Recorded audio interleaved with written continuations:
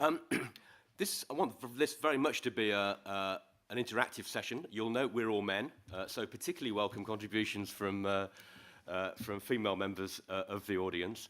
But let me start by just inviting our three new panelists, just to perhaps offer a word of reflection on what David Pearson was saying. And I was particularly interested myself in David's thought that actually, in terms of integration, it's the potential of personal health and care budgets, rather than necessarily the sort of the structural changes around the Better Care Fund that offer perhaps the most interesting prospects for advancing integration.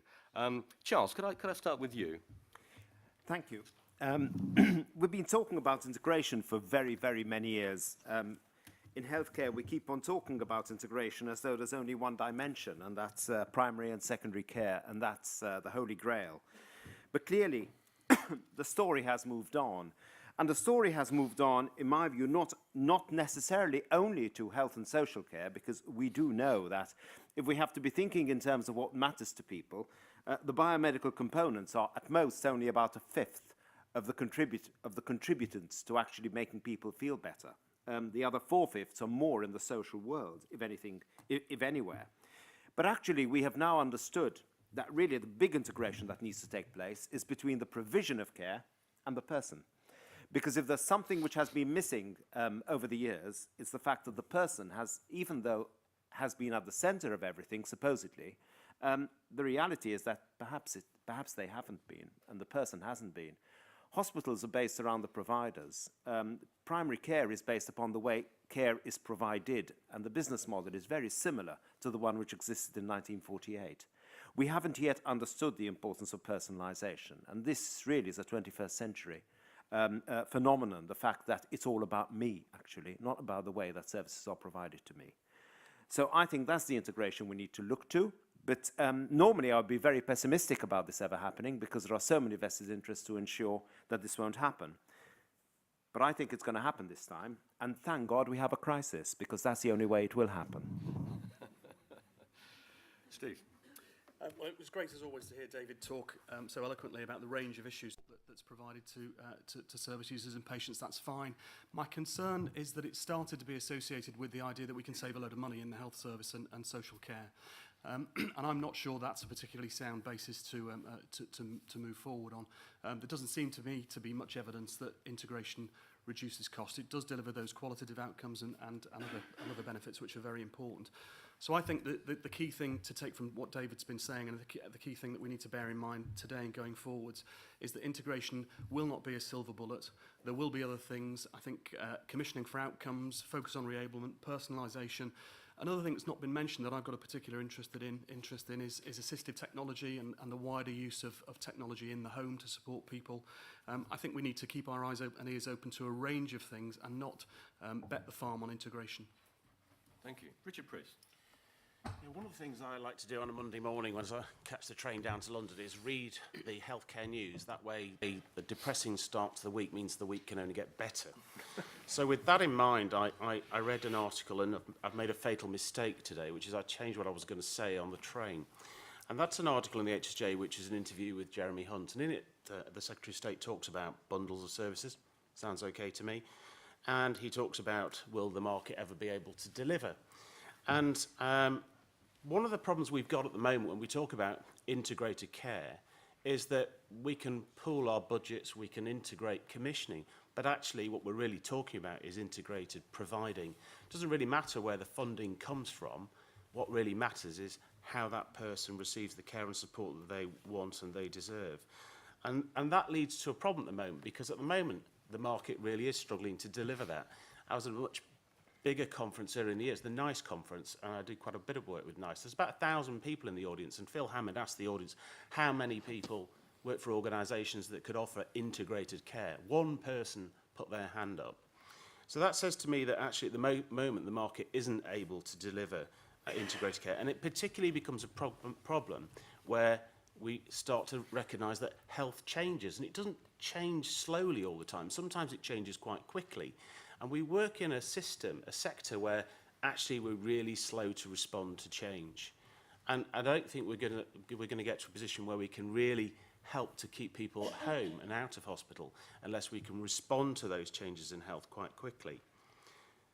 The Secretary of State talks about someone where the buck stops, someone that's accountable. And one of the things we've got in our sector at the moment is that we've got a lot of people who are responsible. We talk about lots of stakeholders and multi-agency working. But when it comes to holding people to account, we're not really very good at it. And that cuts right across health and social care. And one of the things that slightly worries me about the personal budgets personalisation agenda is there's a real risk in that we take out the governance that goes with the provision of health and social care. We shift more tasks to the individual without actually making sure that they're getting the care and support they need. And I think that's a real issue for us at the moment. And finally, the Secretary of State talked about CQC ratings and described that in relation to care homes as a massive commercial imperative to get a good rating. And I'm not so sure about that. I spent my whole life working in quality of care, and that's why I came into the sector. But at the moment, I see very little to say that people are going to be prepared to pay for what we might call as really high quality care. Actually, people tend to want something that's affordable and dependable. So this is not about Rolls-Royce, it's about your Ford Focus. It's something which is good enough at a price that I can afford to pay. And that shifts us away slightly from the idea of having an absolutely bespoke car where we choose the shade of our own leather and actually saying, what can people actually afford? What can we afford to do? So I think there are all sorts of issues around integrated care, which is about good governance. It's about who's going to be accountable. It's about what can we really afford to do. And it's not about who's going to commission it. It's about who's going to provide it. David Pearson, would you like to come back to Richard on that personal budgets anxiety that he's just raised, and saying the governance gap that's inherent in? Yes, well, I suppose what I'd say, two or three things. First of all, I think the beauty of the personal budget is that it actually combines the commissioning, the providing around the person in one place. So actually, if you've got a bespoke support plan for people which actually utilise that budget, they're directly involved in it with the provider in shaping what that care needs to look like. And I think the second issue, which was the one about the governance and around the regulation of it. I've got over 90% in Nottinghamshire of people are on a personal budget, 46% of whom have a direct payment. And having been in social care a very long time, I was concerned about some of the safety issues within that. And I think I have been pleasantly surprised that that hasn't been as big an issue as I anticipated it might be. And the second thing is that, of course, the degree to which people actually directly control it is proportionate to both their capacity and their desire to control it. So people can have a managed personal arrangement where that care is coordinated for them either by people in the local authority healthcare system or by external providers or indeed advocacy organisations. So I would say that that's a much more preferable option for the future for the myriad of people who currently experience a range of people coming in an episodic way to meet with their changing and fluctuating needs, whereby that proper planning around people has got to be the way forward. It's also what they tell us they want. As far as the Rolls-Royce, I don't think we are. I think we need to be affordable. We need to be affordable in context of public purse, but I don't think we should accept second best either. We are the 5th richest nation in the world, and Jeremy Hunt said last week at a Department of Health partnership event that actually it is the litmus test for the degree of civilisation of a nation, how much we make sure that we are meeting people's needs appropriately. So I'm personally not in the camp of accepting second best. If you want to chip in, comment on what's being said or take us in a different direction, stick your hand up, we will come to you. But let me just come back to Steve. Integration, not a silver bullet, you said. Well, it rather feels as if the political parties are betting the farm on it. Mm-hmm. I think they probably are. I think it's such an appealing concept. Nobody can argue with it, can they? It sounds like it's going to deliver the qualitative improvements that people want. They want to. If you speak to service users, who are on the cusp of moving from health to social care, they're astonished to discover that there isn't an integrated service already. I'm working in a couple of local authorities at the moment, and we're still having those debates about whether you can share information from health to social care. And service users are aghast when they discover that you know, one side isn't telling the other about a critical element of their package of health and social care. But I think I've got no problem whatsoever with the concept of integration. I just think it's built a momentum. It started to become associated with the idea that you can close acute beds, that you can do lots more in the community. I'm sure you can do lots more in the community. Can you close acute beds? I'm kind of with David in the sense that the demographic and complexity needs that we're facing will mean that will always overtake any ambition we've got to be closing hospital acute capacity. That is where a lot of the costs are. Hence, integration might happen. You might get more provision in the community, but you're not going to have a lower cost service as a consequence of that. And I think if we too readily associate integration with reduction in cost, improvement in efficiency, I think then we're setting ourselves up to fail. I also think that there's a danger that it becomes there's a kind of gravitational pull around the debate, which means other important things that could be happening now, that could be being done readily in lots of places, don't get the attention and support they need because everybody's focused on integration. Certainly I'm close to... Thank you very much. Yeah, checks in the post. The amount of effort that's being generated by responding to the Better Care Fund activity, managing the programme, managing the production of various documentation and reports is hugely problematic. And I think on the back of a period where the amount of money in social care particularly has gone down, and that's resulted in people coming out of the service, so there are fewer managers around, the capacity to do that is limited. And if they're all engaged in doing that, they're not doing some other things that could happen sooner, quicker and be more effective. Mm. If you've got any examples, oh yes, I'll come to you in a moment. If you've got examples particularly of unintegrated services, things like data exchange or blockages on that, that would really inform the discussion. I'll come to Charles in a moment, but let me come to your point first. Have we got a mic? Yes. It's for the people at the back. Just tell us who you are as well. Hello, I'm Heather David, and I'm the registered manager of Mid Yorkshire Care, which is a small family-run domiciliary care company in Wakefield. I actually agree with Richard about the Ford Focus and the Rolls-Royce, and I've long argued that if we can get the Ford Focus bit right, that has to be a good start. But I don't think we're getting any of it right. You know, I think we're getting so bogged down. My particular care is for the frail elderly, who make up the biggest group that we provide support to. And when we talk about personalisation, and David mentioned the In Control report, if you do anything with TLAP, Think Local Act Personal, there is a very, very big focus on the younger disabled, and you have to really push a bit to find out how personalisation is working for frail elderly people who actually take up the biggest part of the budget, the social care budget in this country. And I think, you know, I think we have to sort of look at those absolute basics first of the resource allocation, the budgets that come up for the elderly really actually generally only provide for basic time and task. You know, we would absolutely love to take people out to garden centres and things and give them a bit of socialisation. Bungee jumping if they want to. I mean, that was always the great thing, wasn't it, about personalisation. But there's just absolutely no resource for it.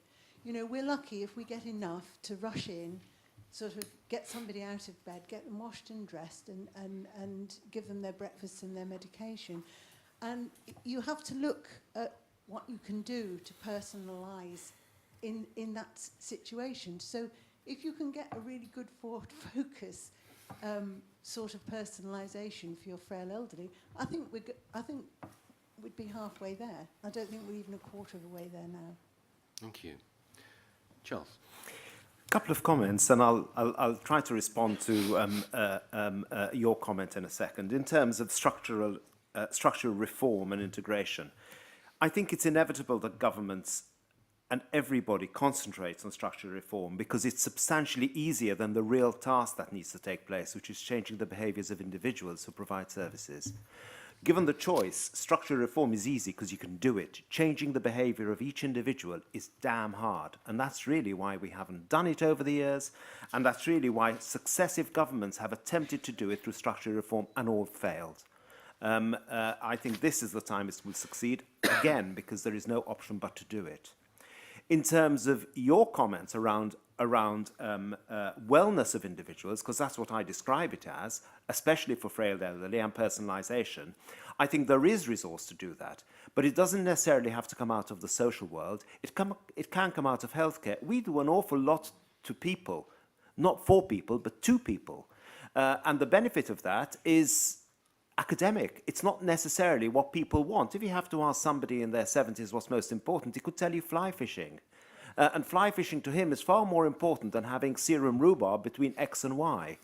And I think we need to think and set metrics to actually get organizations not only to understand that, but to be driven to deliver that.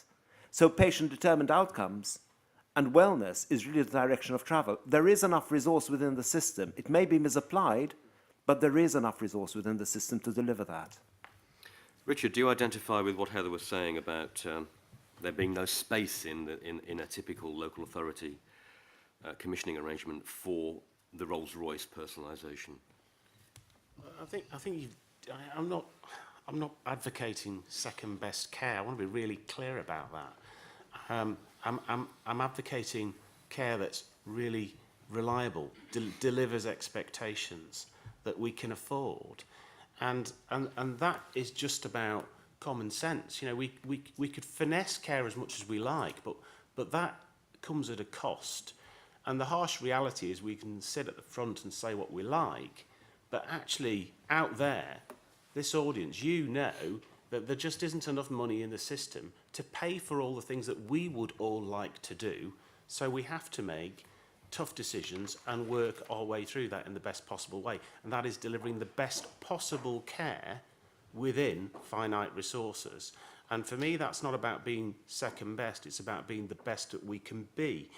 And some of the things that we're talking about are deliverable, but we have to change to be able to do that. So, you know, Pearson thought that I should say anything adverse about general practice in this esteemed college.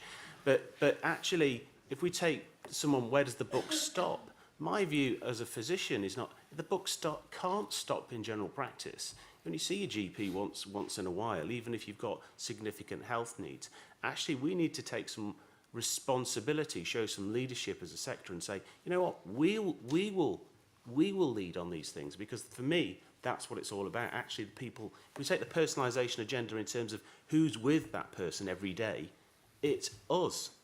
And we can do a lot more to drive integration by showing a little bit more leadership and being prepared to take a little bit more accountability for the whole of that integration of care led by us, because in many cases the people that we look after are just not able to do that for themselves, and that's why we're there in the first place. Point just over here.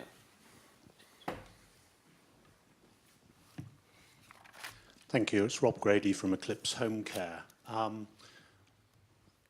haven't spoken that much this morning about the wellness side of the Act, and my understanding, one of the key features was to try and have a level playing field for access to care across England, certainly. So we're moving away from assessing people against substantial and critical needs to a measure, if I've understood it correctly, somewhere around this concept of wellness. But there doesn't seem to be a metric. I think you said, David, that it's not very well, it doesn't appear well explained in the Act to me, and yet we're going to be measuring people against a concept of wellness and then having to fund it. Was that the 35,000 people who immediately benefit through being measured as entitled against a new concept? Or how are local authorities taking that into account? How is it going to work? David, in some sense, it is quite a vague idea. Yeah. Well-being. The concept isn't wellness; it is well-being. And you might say, well, he's splitting hairs, but I think there is a bit of a difference, and it is the substantial and critical element is maintained in the new Act. It's described differently, but there is national eligibility criteria.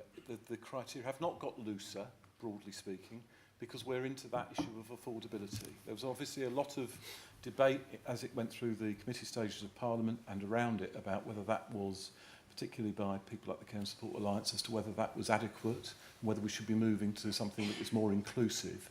But that hasn't happened as a result of the Care Act. The bit about well-being sits at the top of the agenda, which is moving from trying to move away from something that is about a list of people's deficits, a list of services that we provide, to something that is about the outcomes that they want, which support their well-being. So yes, it is quite a general concept, but if we look at the Act, it's built on a sort of that is the building block, and then a range of other things which describe people's outcomes related to disability. So slightly more complex answer than perhaps you were hoping for.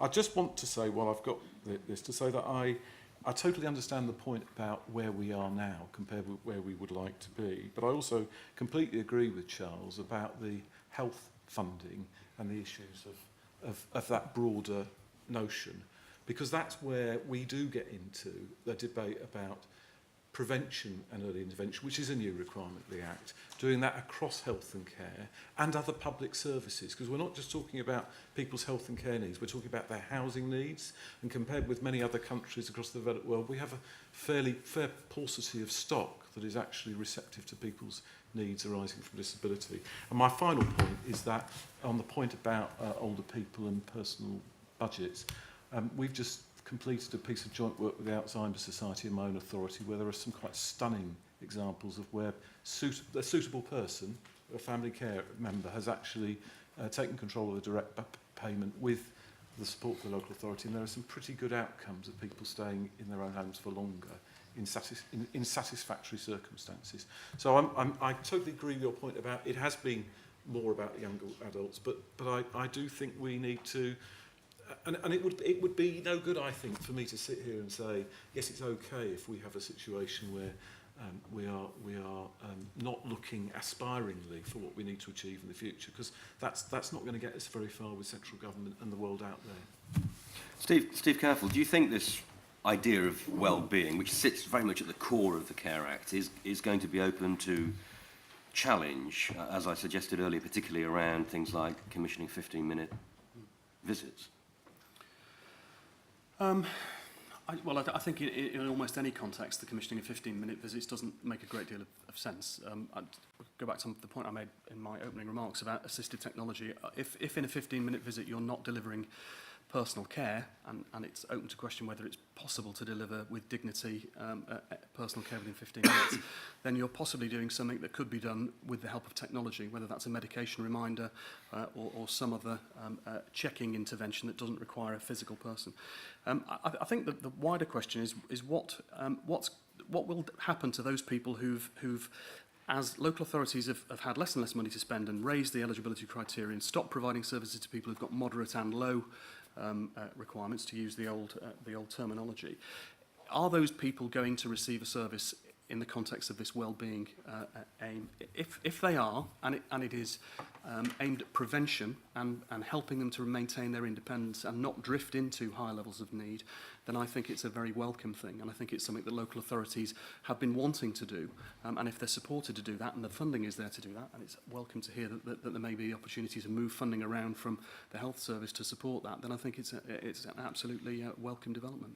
Could we be going back to the old concept of home help in this context? I think we've probably got to a position, partly because of the financial constraints we've been under, where we've started to define the provision of social care too narrowly, and actually what might be needed is to open that our definition up again and say, actually, the thing that's going to help this individual maintain their independence and feel safe and secure at home is not the provision of some personal hands-on care, but it's that somebody comes around and mows the lawn or takes the dog for a walk or provides some other low-level intervention. I think the point that's been made about it, also seeing the integration agenda more widely is absolutely valid. The idea that housing plays a part.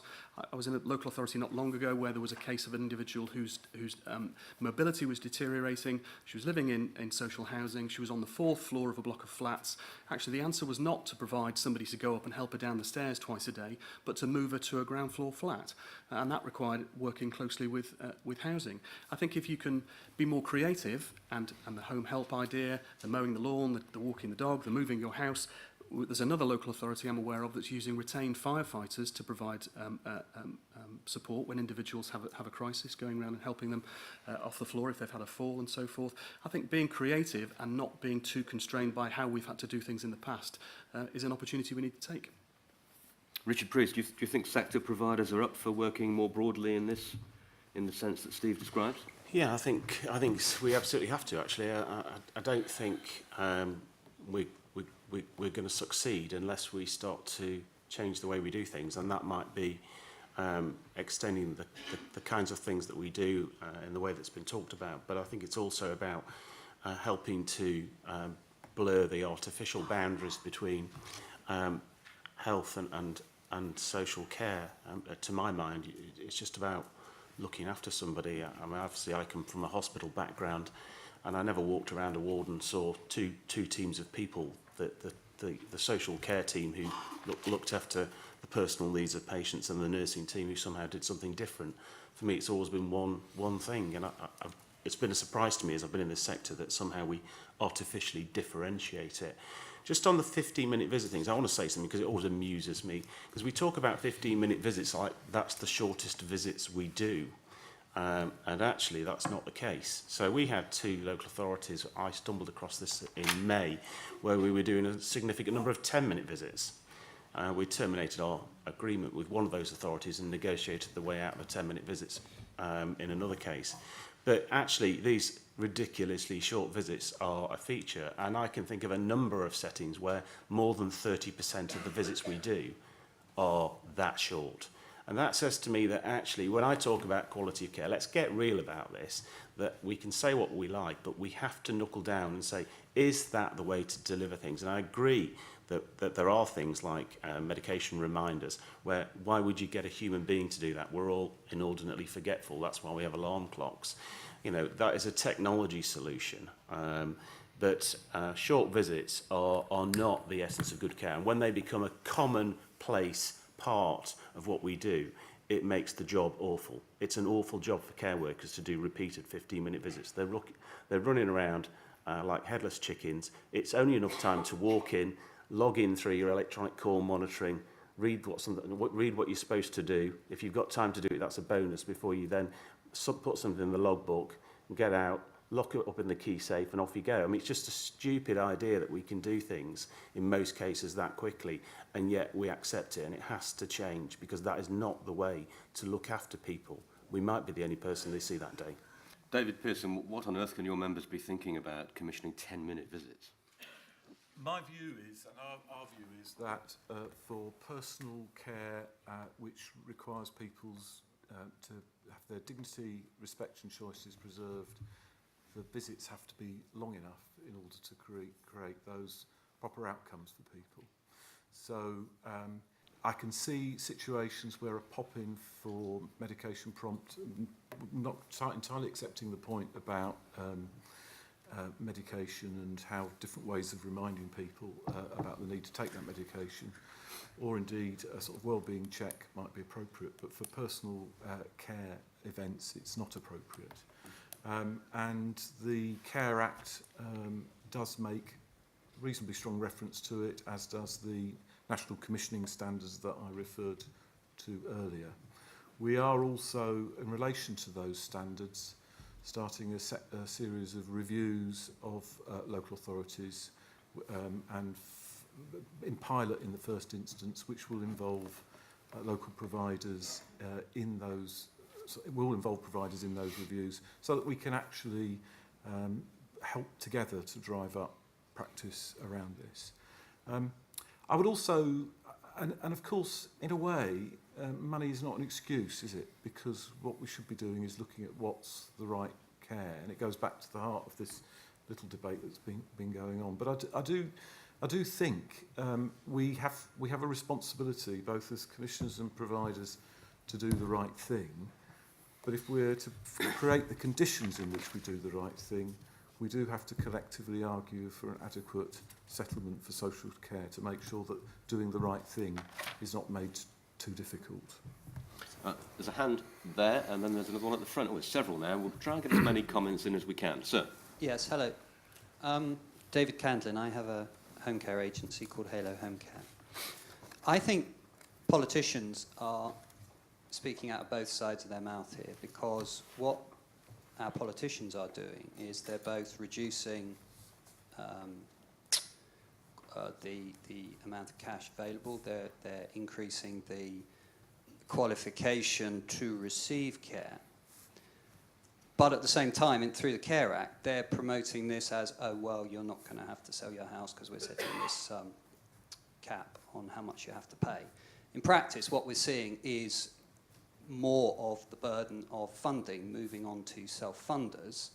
Politicians should be honest enough to recognise that and work in that new reality. So the debate that we're having here is only a debate about part of the story, because we're dancing on a pin about local authority funding, when actually there's a bigger story about politicians covertly pushing more of this out into the private market. My second point would be that as a provider who does a lot of private work, my attempts to have sensible conversations with the GP commissioning groups have got me nowhere. They're just not interested in that conversation. Sure, they're busy, sure, they've got lots of other things on their plate, but you know, this is a really good way of collaborating and saving themselves unnecessary visits, and I'm just so surprised that they're not interested in entering into that discussion. Thank you. Charles, would you like to respond to that while I get a mic to the next questioner? One there and then one at the front here. There is a great degree of I think it's inequity in the way that CCGs are working with local government, local providers in general. Inequity in terms of appetite. In some places it's really working well, and in some other places it's not working at all, as you describe. I think that after next May, because there's some events next year which will actually concentrate minds, there will be no choice but to cooperate. Healthcare works best by catharsis, sadly. And I think the catharsis is coming very, very soon. It's here with us now, but most people don't realise it is here with us. I think that change will happen very, very quickly. People will have to cooperate because there'll be no choice but to. Thank you. Let me take the point there. I'm Saibu from Satellite Agency in Haringey. And my question is about the integrated care for everybody. I mean, the main aim is to get a good outcome and to ensure the independence of all the service users. And from my own experience, from my service users, we have people with physical disabilities who have been going to the centres, which were like the workshops for them. It gave them occupation, and it also gave them the continuity of doing something every single day. So it actually gave them the social inclusion with all the others. And these centres have closed now. And as a result of it, the adults with physical disabilities are having to have reduced the number of days and end up going to the day centre, where they do not have such facilities of the support workers. And because the parents of those physical disability service users are also getting older, and they are experiencing difficulties in looking after them. So they have this higher burden of taking care of them. I've got a question from the panel, is that more and more day centres are closing now, and even the older people themselves have got no facilities of transport, have been taken away from them. they rely on dial-a-ride service, which is you have to book the dial-a-ride on the day. You cannot book it in advance, and usually they have to be waiting on the phone for a long time, and that costs them money as well. Okay, no, I think we've got the message. We're running out of time. Yeah. I'm going to come to the next question, then come to the panel to answer that very point. There's a hand at the front here. Trevor Rocklebank from Home Instead Senior Care. I think what's evident from the conversation, we already know most of the answers, and what frustrates me is the lack of collaboration in the sector. If we stopped fighting with each other and actually sat down and said, what's the best solution for the people we're serving? My uncle has dementia. He was in hospital for 3 days after he was ready for discharge because there wasn't an ambulance to take him home. And that was the policy. I couldn't take him. About 4,000 of our clients have direct payments, and about half of those have dementia. But you put a package that takes out the personal care and you put in the home care and the companionship, and it'll be removed because the local authority assess it as no longer be needed a substantive need. Health will then deteriorate, and then a bigger package will be required. So I think we need to stop fighting and start working together and applying some common sense. Okay, panel, three substantive points there. The first one from David about the big picture being actually self-funders, and we've been talking this morning primarily about local authority funding, and we've been ignoring that aspect. The question from Haringey about other services collapsing around, and while adult social care has been relatively protected. I know you, David, you perhaps wouldn't agree with that, but other things which people need have been disappearing before our very eyes. And then Trevor's plea for unity and stop the infighting. Who's going? Steve, could I invite you to go first on those? Yeah, can I pick Trevor's point on collaboration? I think it goes back to Charles's earlier remark about behaviours.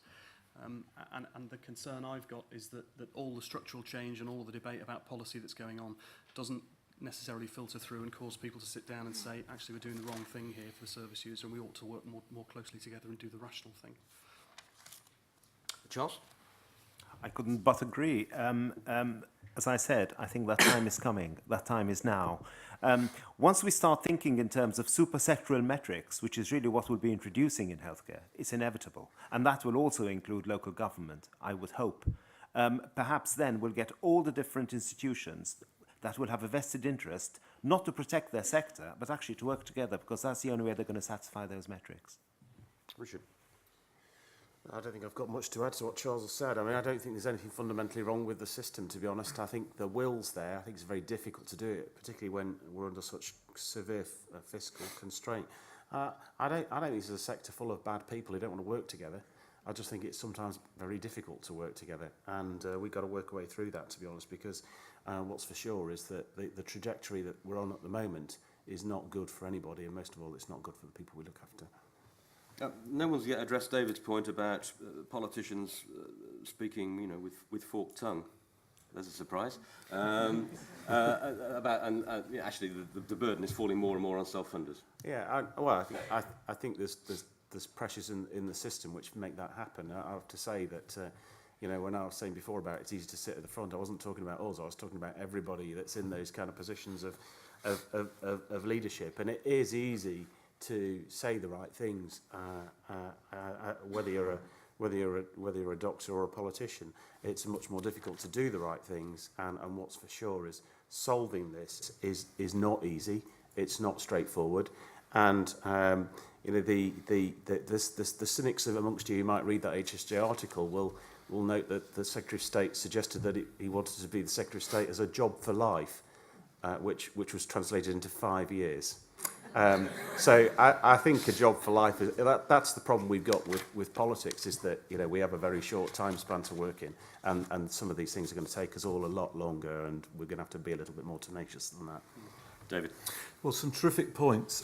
First of all, on the Care Act, and speaking out of both sides of one's mouth, or whatever the phrase is, I think the Care Act is an opportunity for a constructive conversation about what good looks like in this country, and about what it takes to meet not only the specific elements of the Care Act, but its aspirations. So I think it's a good thing from that point of view. I take your point about self-funders. That's why we need to understand what it actually costs to provide reasonable care, and make sure that we have a discussion about that and implement it. On the issues of centres closing and so on, I think there are two issues in this.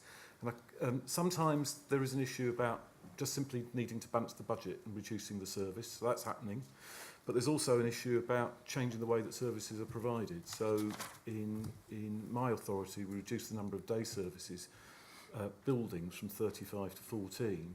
And a lot of people are meeting in smaller groups in communities involved in ordinary community activities because we've funded some workers to help them do that. So sometimes it's a bit of both, and we're trying to change the way we do things, but also there are inevitably reductions. Because if you take 26% out of the budget, it's not going to be the same as it was before. The final point, Trevor, love it. Thank you, that was brilliant. And what a great note to end on. Collaboration, fantastic. My thought for the day comes from Charles, actually. Thank God we're in a crisis, he said. Let's reflect on that over coffee. I think Bridget's just going to see us on our way, but please thank the panel very warmly.